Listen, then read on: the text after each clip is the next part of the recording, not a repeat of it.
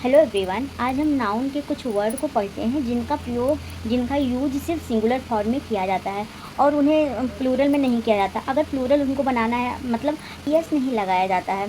अगर इस तरह हमको प्रयोग करना है यस उसको प्लूरल फार्म और सिंगुलर फार्म में अगर बनाने की ज़रूरत होती है तो हम उसमें कुछ ऐसे शब्द जोड़ देते हैं, कुछ ऐसे वर्ड जोड़ देते हैं जिससे उसमें वो प्लूरल फार्म में बन जाता है और सिंगुलर फार्म में बन जाता है। तो कौन कौन से वो वर्ड हैं तो हम यहाँ पे देखते हैं। Singular form and uncountable noun जिनके साथ आर्टिकल ए और एन का यूज नहीं किया जाता, ऐसे अनकाउंटेबल नाउन हैं जिनमें ए और एन का प्रयोग नहीं किया जाता और इनका जो ये सिर्फ सिंगुलर फॉर्म में ही यूज किए जाते हैं, इनको प्लूरल में नहीं बनाया जाता है।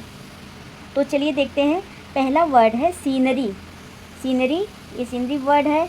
और दूसरा है poetry, scenery, furniture, advice, information. इसको इंफॉर्मेशन ये गलत है, इसको इंफॉर्मेशन से नहीं लिखा जाता है, इसको सिर्फ इंफॉर्मेशन लिखा जाता है,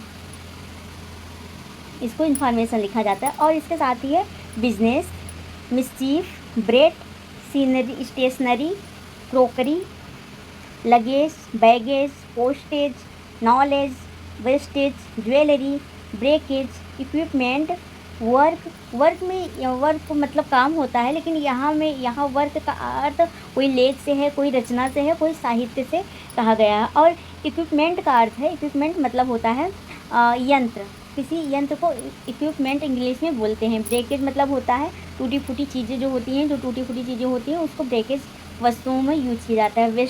वेस्टेज मतलब होता है जो व्यर्थ की चीज़ें होती हैं उनको कहा जाता है। तो इस तरह की जो चीज़ें हैं इसको सिर्फ सिंगुलर फॉर्म में लिखा जाता है, इसको प्लूरल फॉर्म में नहीं लिखा जाता है। और इसके साथ ही है एविडेंस।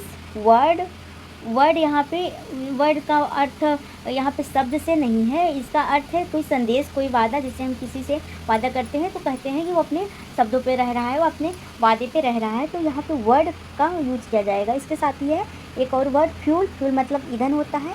कॉस्ट मतलब कीमत होता है।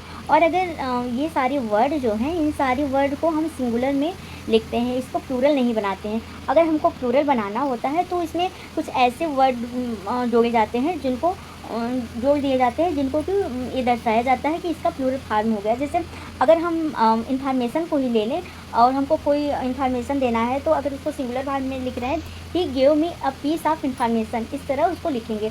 और अगर बहुत सारे उसको प्लूरल में बनाना है तो लिखेंगे all places of information given by her. Reliable word होता है all pieces of information given by her were reliable इसको कहा जाएगा।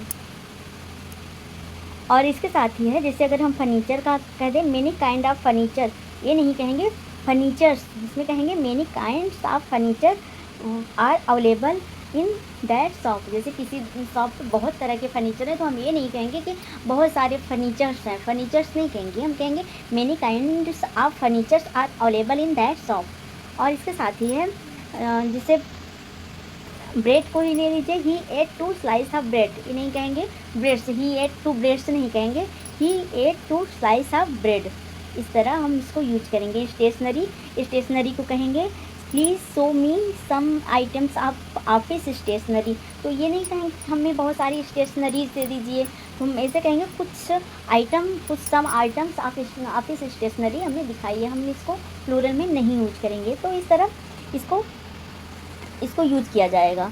और इसके साथ ही और एक वर्ड है जैसे मनी का प्लूरल फॉर्म मनी हो सकता है, जिसका अर्थ निकलता है अकाउंट ऑफ मनी, जिसका अर्थ होता है अकाउंट ऑफ मनी।